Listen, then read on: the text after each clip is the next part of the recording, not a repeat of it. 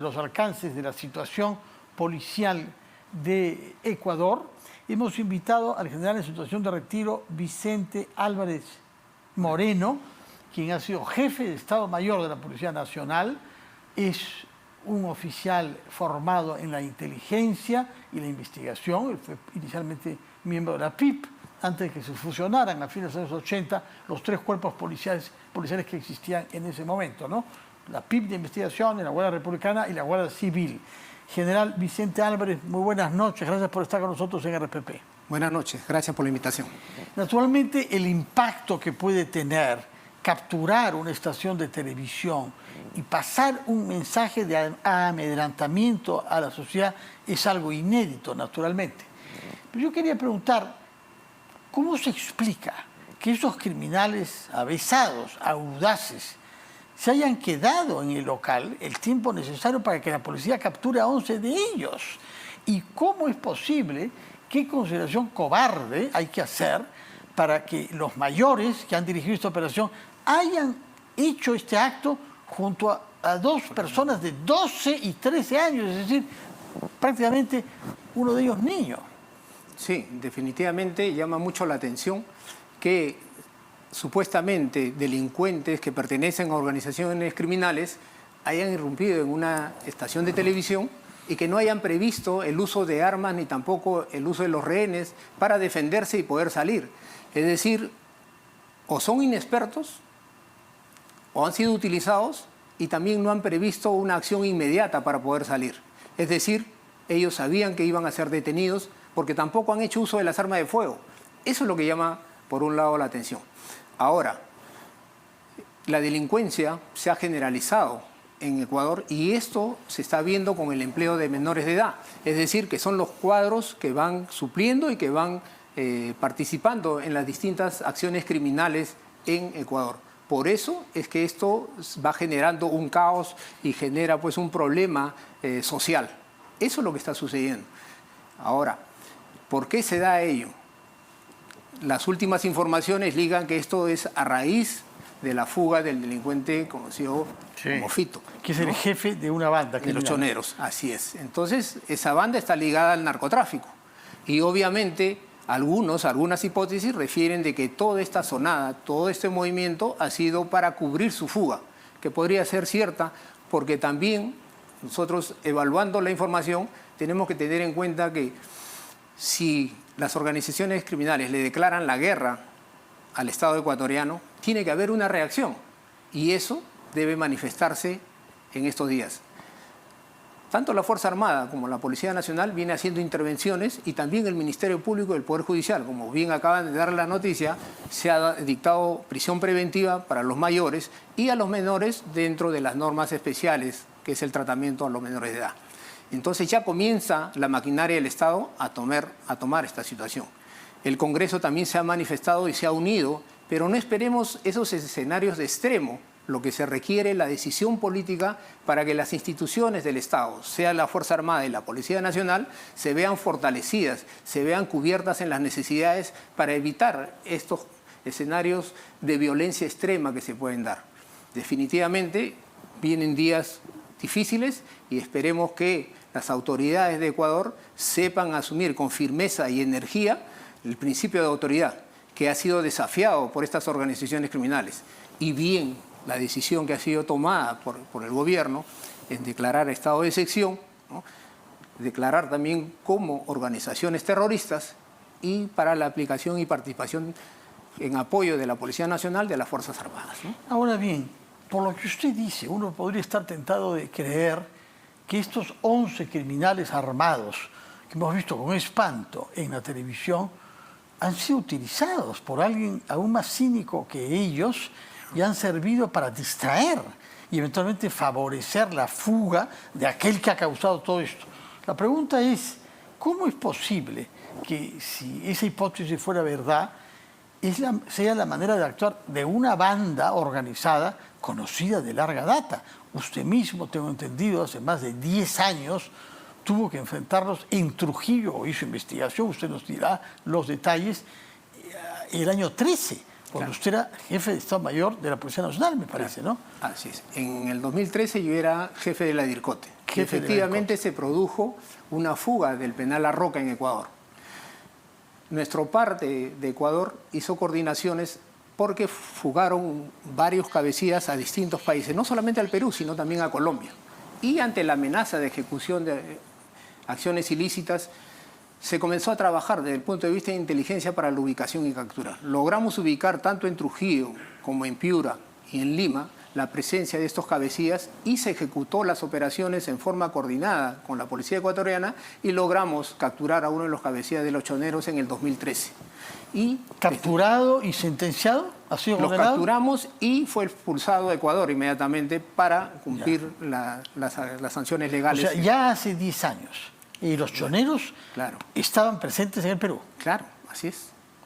¿Cuál actividad tenían en ese momento? En ese momento, más que desarrollar actividades, vinieron para refugiarse, para esconderse de la acción de la justicia, toda vez que habían fugado del penal La Roca, ¿no? Ahora, ¿por qué Trujillo? Porque por entonces en Trujillo había ya una situación ligada a la criminalidad peor que en ninguna otra ciudad peruana. Incluso han habido escuadrones de la muerte, en los cuales se han visto implicados miembros de la Policía Nacional. Y hubo un proceso de investigación al coronel Elidio Espinosa, si mi memoria es buena, que fue elegido alcalde después, ahora falleció, ¿no? Ahora, en Trujillo lo que había ya por entonces, como novedad en el Perú, era el cobro de cupos. Muchísimos comerciantes, una gran mayoría de ellos, los taxistas lo decían, los comerciantes de la bodega lo decían, que pagaban un cupo 2 o 3 soles diarios. Yo recuerdo a un taxista que me llevaba en esa época, yo pago, porque si no, tengo problemas. Me dan una calcomanía, 2 soles diarios y estoy tranquilo. O sea, Trujillo ya por entonces era una ciudad sometida a una especie de control de la parte de mafias. Ya había la presencia, el accionar de las bandas delincuenciales y comenzaron a ejercer por las bandas nacionales primero y después también la presencia de extranjeros. Los choneros, los tiguerones, que también han tenido presencia acá a fines de diciembre del año pasado y que fueron capturados por la División de Homicidios de la Brigada Especial contra el Crimen Extranjero, permitió la captura de 7 integrantes de los tiguerones. Y a partir de ese trabajo especial que se realizó, permitió la desarticulación de esa presencia de esta banda ecuatoriana. Desde esa fecha a la actualidad no hay mayores informaciones o presencia de eso. Ahora, para terminar lo de Trujillo, sí, efectivamente... Permíteme, antes de que terminemos lo de Trujillo, que lo interrumpa para hacer saber que hemos recibido un tuit de la presidenta Dina Boluarte en donde dice: quiero brindarle la solidaridad del pueblo peruano y todo nuestro respaldo en la lucha que está usted afrontando frente a este grupo delincuencial. Expresó hoy, dice el tuit de la presidencia, la presidenta Dina Boluarte a su homólogo ecuatoriano Daniel Noboa a través de una comunicación telefónica. La mandataria le expresó su deseo de trabajar unidos en defensa de la democracia de nuestros países. Damos votos porque la paz y la calma retornen lo más rápido posible a la hermana República de Ecuador. Enfatizó asimismo, informó a su homólogo ecuatoriano, que los ministros de Defensa Interior del Perú se encuentran en la zona de frontera a fin de reforzar la seguridad. Es el triple tuit recibido hace unos instantes de la Presidencia de la República. Es una buena cosa, ¿no?, que rápidamente los ministros de Defensa y del Interior se hayan reunido cerca de la frontera. Sí, es importante porque es la presencia del gobierno para respaldar la función policial. Algunos dicen, sí, pero es poco, pero son las medidas preliminares las que inmediatamente se tiene que adoptar. Imagínense pues que comenzaran a pasar algunos integrantes de las organizaciones criminales. Inmediatamente se estaría criticando a la policía por qué no se tomaron las medidas. Se tienen que llevar, se tienen que hacer las coordinaciones y los desplazamientos de las fuerzas de los equipos toma su tiempo y también genera un movimiento de la logística. Todo eso se tiene que trabajar. Es amplia la frontera y con toda la policía no cubriríamos. Son más de 1.500 kilómetros. ¿Qué es lo que se requiere? Dotar de equipos especiales de inteligencia, los trabajos en la zona para con su par de Ecuador, cruzar información de tal forma que veamos los pasos obligados y dónde se tienen información que estos grupos intentarían pasar para descartar ello. tenemos que trabajar con los helicópteros, tanto de la Fuerza Armada como la policía, para que estén rondando y hagan presencia y movimiento en la frontera. Todas esas medidas que conocen tanto la Fuerza Armada como la Policía Nacional siempre han estado en coordinación y en trabajo constante con nuestros pares de Ecuador. Sin embargo, por cuestiones de reserva y siempre estos trabajos no se dicen lo que estamos haciendo para que tengan su efectividad. Por supuesto, mientras menos dice uno lo que hace, hasta que no lo logra, mejor es. Así es. Ahora bien, usted ha mencionado la hipótesis según la cual todos los actos de violencia de ayer han sido una voluntad de distraer de lo verdaderamente grave, que es la fuga, la víspera, el día domingo, me parece, del señor Adolfo Macías, alias Fito, de una cárcel de alta seguridad. ¿Quién es Fito y cómo sucede que un señor como él, considerado el más peligroso criminal de Ecuador, se da la fuga? Claro, lo que sucede es que él nace de una banda local en Ecuador y su relación con el cártel de Sinaloa. Es decir, que ellos se encargaban del acopio de la droga para su traseo al exterior. De ahí es donde ellos se ven fortalecidos a lo largo de los años y van creciendo como organización criminal. ¿Desde cuándo existe como organización? En la década del 90. O sea, más de 25 años. Así es. Entonces, eso es lo que, las informaciones que se manejan y que él ya entran, cuando ingresa al penal, ellos comienzan a tener el control sobre los penales. Es decir, ellos sobrepasan la autoridad de la institución penitenciaria y manejan los penales. Eso no ocurre en el Perú. Eso está lejos de la realidad peruana. Sin embargo, ellos tienen el control. Pero sí en los penales hay el uso de teléfonos celulares. Sí, pues y hay crímenes, secuestros, extorsiones, todas se dirigen desde los penales. Y hay una medida que no se valora en la magnitud que deberían ser. El hecho de trasladarlo a las famosas ranchadas, que son a Chayapalca, donde es un lugar de escarmiento y de aislamiento, y que se debe replicar y poner en lugares de esas condiciones climáticas para apartar del uso de la telefonía, del control y también de las correas de transmisión cuando son las visitas. Eso es un resultado efectivo contra la lucha de eso. Ahora, en Ecuador sí han tenido el control y el manejo. Y por eso es que las organizaciones criminales se peleaban para quién tenía el control, porque desde los penales dirigían todo el accionar, tanto el tráfico de droga como las distintas modalidades que se unen, tráfico de armas, prostitución, extorsión, secuestro. Entonces, esa es la figura que tenía este conocido como Fito, ese delincuente, y cuando él, obviamente por la filtración de información, supo que se estaba generando una operación especial para su traslado, fugó del penal. Eso, por conocimiento, por información que manejan las autoridades de Ecuador, dicen que estos hechos que se han suscitado el día de ayer en Ecuador servirían, ¿no?, para darle la cobertura para que él pueda escapar. De acuerdo. Los choneros. Usted dice haber dado seguimiento a unos choneros venidos al Perú para protegerse de la persecución que había a ellos en Ecuador. Pero no tenían actividades delictivas en el Perú cuando en ese momento no se detectaron. ¿Y ahora qué sabemos sobre la actividad eventual de los choneros hoy en el Perú? No se tiene la presencia o la ejecución de actividades de los choneros ni tampoco de los tiguerones. Le dije que del año pasado, con la captura de los 7 y la fuga del cabecilla, don Armando, si no me equivoco, hacia Ecuador, ya no se ha registrado, no hay mayor presencia.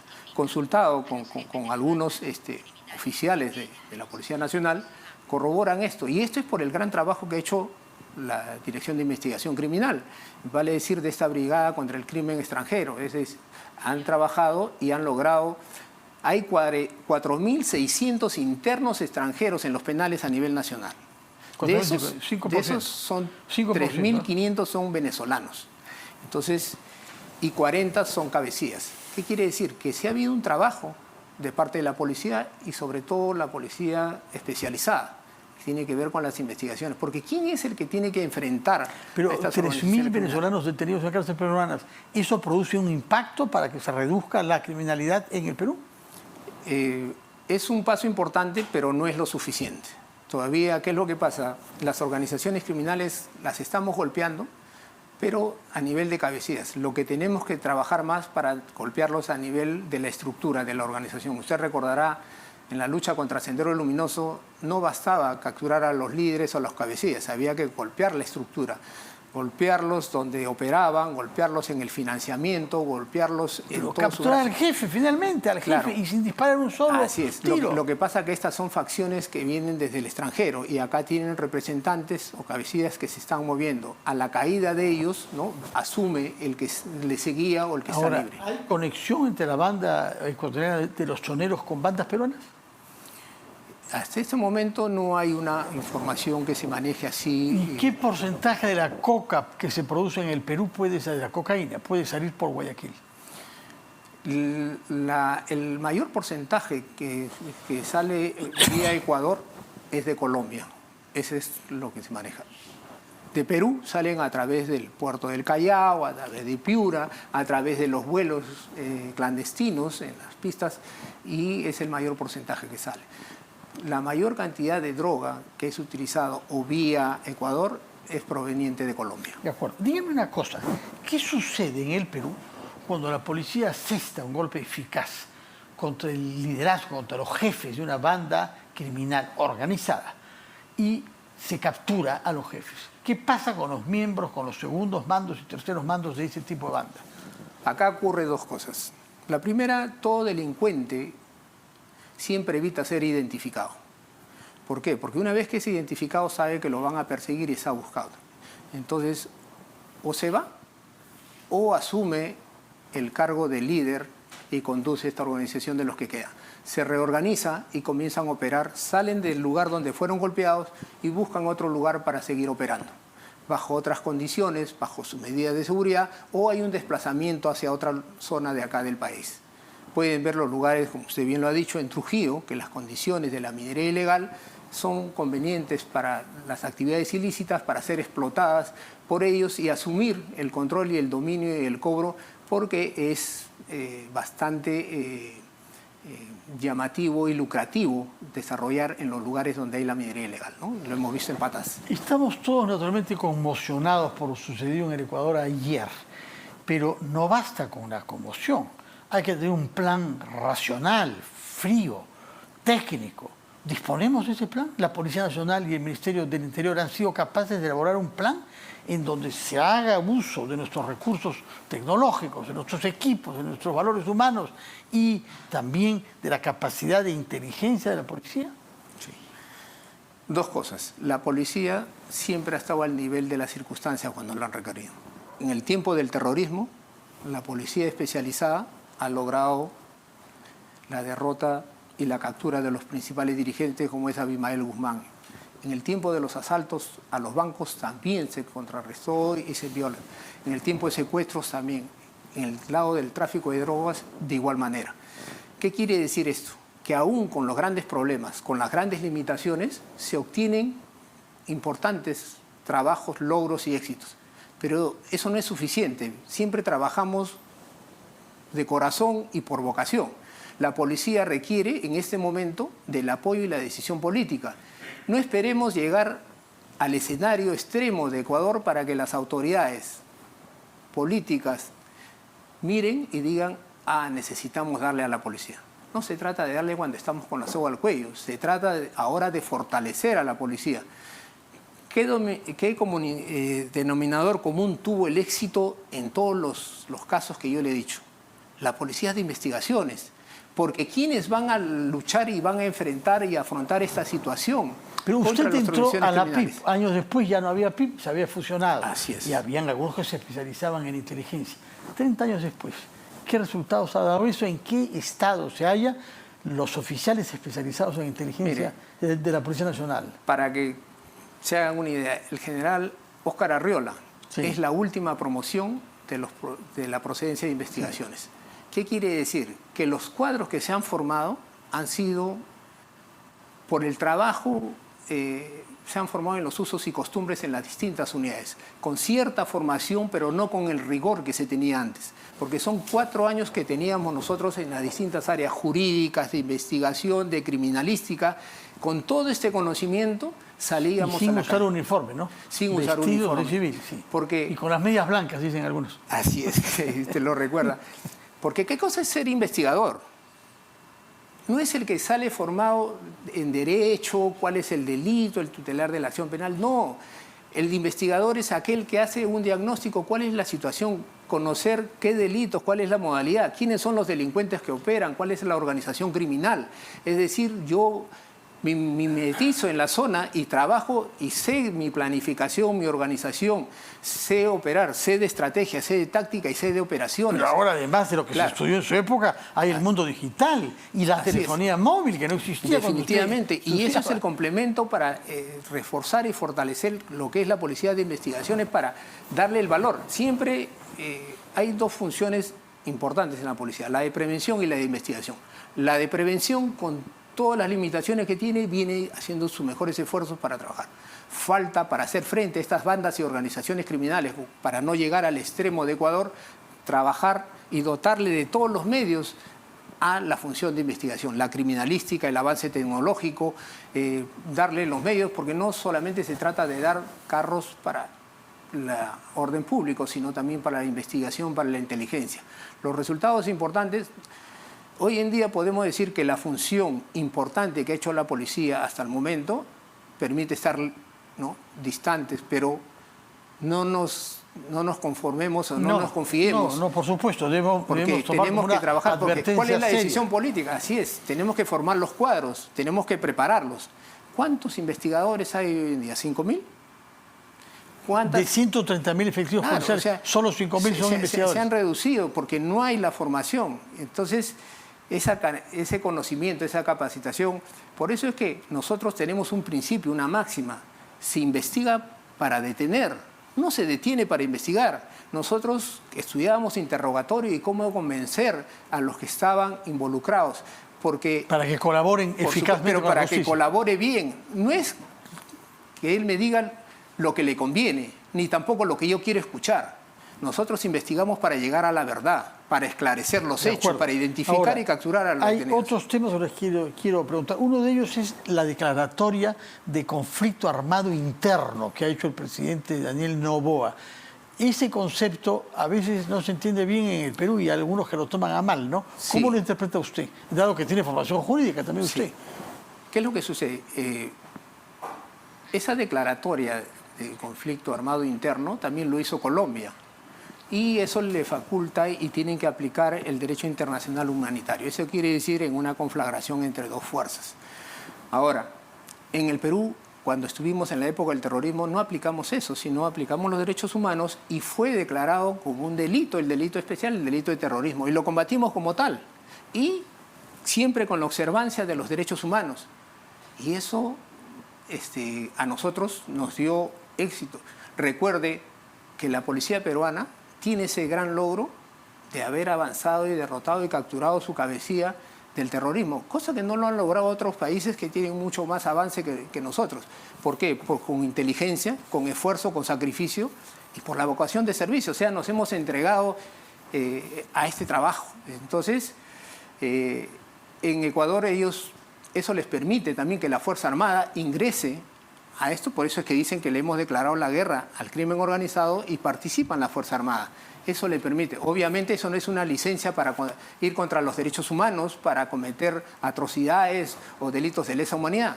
Siempre así se esté en guerra, se tiene que proteger y defender y respetar los derechos humanos. Esas son de todas las sociedades. Yo quisiera que aprovechemos estos instantes finales para hablar de un tema diferente. En diciembre del año 22, usted estaba en funciones eminentes en la Policía Nacional cuando se detuvo al expresidente golpista Pedro Castillo. ¿Cómo vivió usted esa mañana? Sí, efectivamente, quien habla era jefe de Estado Mayor, pero sin embargo yo fui designado como comandante general encargado. Es decir, yo estaba a la cabeza y responsable de la Policía Nacional en ese momento. Obviamente el comandante general estaba con COVID, estaba imposibilitado y no podía ejercer. Y yo asumí desde el 3 de diciembre hasta el día 7. Justo le tocó el 7. Justo así. Entonces, ese día, temprano, cuando estaba en mi oficina, yo recibo una llamada telefónica. En Avenida España. No, yo estaba en Estado Mayor, acá en el Ministerio del Interior. Acá en Lima estamos. En Corpac, sí. Entonces recibo una llamada en que me indican que deje ingresar a los simpatizantes del presidente, hasta ese entonces presidente Castillo, que estaban en la avenida Bancay, que estaban marchando en contra del Congreso porque se iba a debatir la vacancia y que ingresaran a la Plaza de Armas. Obviamente la respuesta fue negativa porque no se podía dar esa orden, ponía en riesgo la seguridad. ¿Quién le solicitó? El ministro del Interior de ese entonces me dijo que por orden del presidente dejara ingresar a los simpatizantes a la Plaza de Armas. Willy Huerta, ¿no? Sí, cosa que era peligrosa y que llamaba mucho la atención. Y yo le dije que no. En ese momento, hasta ese instante, era el presidente de la República y había que manejar la situación. El propio presidente Castillo había hecho bloquear la Plaza de Armas. Claro. No se podía entrar, había no se podía entrar, se había tomado meses. Todas las medidas sí. Y querían que nosotros levantáramos y abriéramos la reja para que sus simpatizantes ingresaran a la Plaza de Armas y porque él iba a salir. O sea, y después la hipótesis dice que él pensaba salir y desde ahí pues marchar hasta el Congreso, ¿no? Esa era la información que manejaba. Después de ello pasa ya el anuncio del golpe de Estado, donde da las indicaciones y el comandante general, que estaba con descanso médico, yo subo a verlo a su oficina, porque quiera o no, era el comandante general, si bien es cierto, en una situación excepcional, pero había que poner en línea una decisión de toda la institución, y era, como yo lo dije el día anterior en el discurso por el Día de la Policía Nacional, al final del discurso, yo dije que la Policía Nacional iba a respetar la Constitución y las leyes. Nadie se percató de ello, pero después era como un presagio de lo que podría venir. No, nunca se me pasó por la mente que esto vendría. Entonces conversé con el general Alfaro y le dije qué es lo que había pasado y que yo me estaba yendo al Comando Conjunto, porque yo había coordinado con el jefe del Comando Conjunto antes, cuando me dan esa disposición de que ingresen la gente, porque el general Gómez de la Torre es mi promoción del curso de coroneles de CAE y también del curso de generales. Del ejército, el comandante general y luego jefe del Comando Conjunto. Entonces había esa amistad y esa confianza y por eso es que fuimos de la mano viendo qué es lo que se tenía que hacer y se tenía que decir. Después de conversado con el general Alfaro, él recibe una llamada, pero yo antes de eso recibo una llamada del congresista Diego Bazán y me dice cuál es la posición de la policía y le digo que esté tranquilo porque la policía iba a respetar la Constitución y las leyes. No hubo ningún disidente, ningún guardaespaldas, ningún escolta, ninguna persona allegada al expresidente Pedro Castillo que dudó. No hubo Sus órdenes eran claras verticales y para todo el mundo por igual. Así es, tenía que... ¿Y quién decide que el auto en que se desplazaba el por entonces presidente golpista Pedro Castillo hacia la Embajada de México, aparentemente en San Isidro, fuera interrumpido en la avenida Wilson y desviado a la avenida España? En el Comando Conjunto, luego de estar con el general Alfaro, yo voy al Comando Conjunto y en el Comando Conjunto nos reunimos los comandantes generales, obviamente yo encargado, y se toma la decisión de dar el pronunciamiento. Se da el pronunciamiento, leído y donde después se ve que está suscrito por todos nosotros, y en ese momento subimos a la sala de operaciones. El comandante general de la Marina le llama por teléfono a la fiscal de la Nación, y la fiscal de la Nación la pasan conmigo y yo le pregunto si hay alguna orden de detención contra el presidente Castillo. Y ella me dice que no. Y yo le digo si hay alguna orden en camino, porque justo veía por televisión que estaba saliendo del Palacio de Gobierno. Mira, ya cerca de las 12 del día, ¿no? Sí, entonces, pasado las 12 del día. Pasado las 12 del día. Entonces, me dice, no la hay. No se preocupe, la policía, como siempre, va a asumir los riesgos. Y en ese momento, yo dispongo al hoy comandante general de la Policía Nacional, general Angulo, que dé la orden al general Licetti que intervengan al presidente Castillo. Me comunican que ya salió de Palacio, que lo intervengan en el camino. Entonces, cuando... Usted ordena al por entonces general Angulo, hoy comandante general, vaya y detenga el auto y detenga al señor Castillo. Lo llama al general Licetti, que es jefe de seguridad de Estado, que está a cargo de la escolta del presidente, y el general Licetti le da la orden al jefe a los miembros del escolta, que estaban con el presidente Castillo en el auto y acompañando el auto. Y dan la orden y ya es donde lo intervienen y lo llevan a la región policial. O sea, fue una decisión policial en realidad. Ha sido una Esto es un golpe de Estado que ha sido desvirtuado por la policía. Sí, porque es la institución a la que le correspondía dar la orden. O sea, no le correspondía a otra instancia. Nadie la tiene. Esa facultad, esa capacidad la tiene la policía, Y de acuerdo a la Constitución. Considerando que había un delito flagrante. flagrante. Y ya también había sido vacado por el Congreso, porque ya y después, o sea, ahí están las horas y usted puede ver. Ya, primero fue vacado. Claro, así es. Entonces se interviene y se le dice que se le va a llevar a la región policial. Yo les digo, vayan tranquilos, yo estoy en camino. Y yo me he constituido, yo salí del comando conjunto y me he ido en camino para interceptarlo en la misma vía. Pero por la aglomeración de la gente que ustedes han visto, por medida de seguridad es conducido a la región policial. Ahí es donde yo llego. ¿Pero cuál era la intención inicial? ¿Llevarlo a dónde? A la región policial, que era el lugar más cercano para tomar todas las medidas. ¿En la Avenida España? En la Avenida España. Ahí lo llevaron. Siempre se planeó eso. Sí. Y usted va directamente a la Avenida España. Y usted puede ver en las imágenes que yo soy el que abre la puerta y le encuentro él con su hija en las piernas, está el doctor Aníbal Torres y su esposa al costado. Entonces la hija entra en llanto y me coge el brazo y me dice no le haga daño, no se lo lleve. Entonces yo le digo al señor Castillo, vamos a otro ambiente porque le hacemos daño a su hija. Aceptó y le dije al doctor Aníbal Torres, ¿nos acompaña, por favor? ¿Y usted es su abogado? ¿Y su familia partió, siguió camino? Sí, lo que pasa es que eso es algo que se han preguntado muchos, ¿no? ¿Por qué dejaron ir? Quien habla le pregunta a la fiscal de la Nación, ¿ustedes tienen algo contra la esposa? ¿Hay alguna medida? Porque no debemos incurrir en secuestro o en alguna situación. No, favorecer, ¿no? Así es. No se trataba pues, de cometer excesos. Y efectivamente me dicen, no hay, general. Entonces voy a proceder a disponer que se retire. Y eso es así como ha sido. De acuerdo. General, muchas gracias por estos datos que nos ha dado, algunos de los cuales son relativamente novedosos. En todo caso, da gusto saber que ha habido un oficial al que no le tembló la mano para defender la Constitución y nuestro Estado de Derecho ante un delito flagrante como el que había cometido Pedro Castillo, ordenando que se clausure el Congreso, que se suspende el Poder Judicial y que él gobernase como un dictador. Lo que yo quisiera que me permita, esa acción ha sido efectuada por la Policía Nacional. Y yo personificaba a la Policía Nacional y yo representaba a la Policía Nacional. Y la decisión la asumí en nombre de la Policía Nacional en favor de nuestra sociedad, en favor de la democracia, del Estado de Derecho. Y la policía es la que tiene que recoger estos logros, porque ha sido como institución, no como persona, sino como institución. Importante, nos había dicho que usted había participado en la sesión con los comandantes generales de las Fuerzas Armadas, es decir, la Policía Nacional habiendo coordinado con la Fuerza Armada. Sabía que estaban alineados todos en la defensa de la Constitución. Así es. Los uniformados luchamos por el Perú y hoy en día, para no tener esa amenaza de Ecuador, necesitamos unirnos a nuestra Policía Nacional, porque recordemos, es la Policía Nacional de todos los peruanos. No esperemos que pase esa situación para que haya una decisión política para darle todo el apoyo que requiere para que esté en capacidad de afrontar las amenazas que se vienen. Contamos con ustedes, general, porque sabemos, sobre todo lo ha ratificado usted con tanta claridad, ustedes respaldan el Estado de Derecho y la Constitución peruana.